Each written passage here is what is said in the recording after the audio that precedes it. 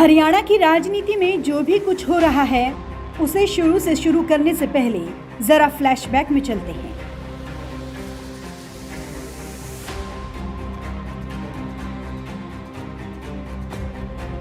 बिहार का सिनेरियो तो आपको याद होगा, कैसे नीतीश कुमार बीजेपी के पाले में चले गए और बिहार में सत्ता पलट गई। हिमाचल का रुख करें तो हिमाचल में कैसे अपने ही सीएम के खिलाफ विधायक बागी हुए और कांग्रेस के 6 विधायकों ने बीजेपी का दामन थाम लिया।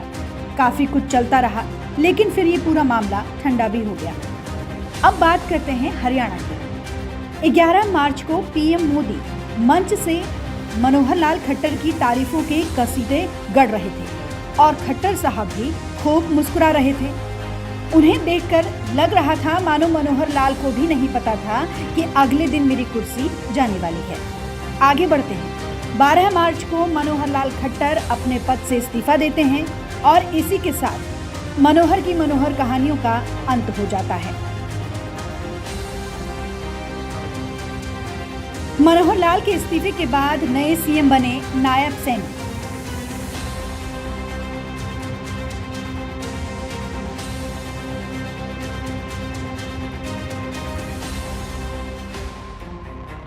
अगर आपने राजकुमार सैनी का नाम सुना होगा तो फिर नायब सैनी का नाम भी आपके जहन में जरूर होगा।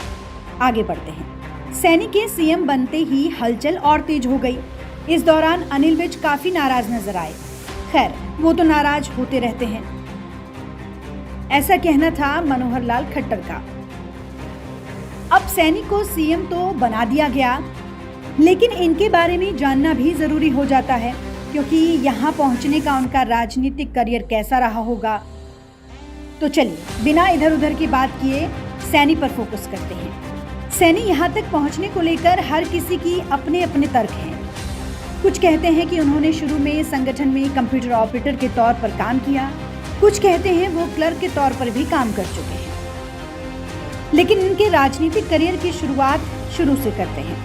बीजेपी प्रदेश अध्यक्ष कुरुक्षेत्र नायब सिंह सैनी ने प्रदेश महामंत्री के संगठन में हरियाणा बीजेपी के सहयोगी के रूप में साल 1996 से लेकर 2000 तक काम किया। इसके बाद साल 2002 में युवा मोर्चा बीजेपी अंबाला से जिला महामंत्री रहे थे। फिर साल 2005 में युवा मोर्चा भाजपा अंबाला में जिला अध्यक्ष पद पर रहे। नायब सिंह सैनी साल 2009 में बीजेपी किसान मोर्चा हरियाणा के प्रदेश महामंत्री के पद पर रहे। इसके बाद साल 2014 में नारायणगढ़ विधानसभा से विधायक बने। फिर साल 2016 में हरियाणा सरकार में राज्य मंत्री रहे। वो साल 2019 में कुरुक्षेत्र से सांसद चुने गए थे। इसके बाद केंद्रीय नेतृत्व ने हरियाणा में बीजेपी प्रदेश अध्यक्ष बनाया। खैर, ये तो रहा इनका राजनीतिक करियर। हरियाणा में गठबंधन टूटा और सत्ता देखते ही देखते पलट गई। दुष्यंत चौटाला और मनोहर लाल खट्टर को बाहर का रास्ता दिखा दिया गया। सैनी को इन कर सीएम की कुर्सी दी गई। प्रदेश में जाट बनाम नॉन जाट का मुद्दा हमेशा से ही रहा है। सुर्खियां हमेशा से रही हैं कि हरियाणा में खट्टर की जगह जाट सीएम होना चाहिए। ऐसे में देखना बेहद दिलचस्प होगा कि आने वाले 2024 लोकसभा चुनाव में बीजेपी का ये कदम क्या रंग लाता है। नीतू गौरकिला, नवोदय टाइम्स, पंजाब केसरी।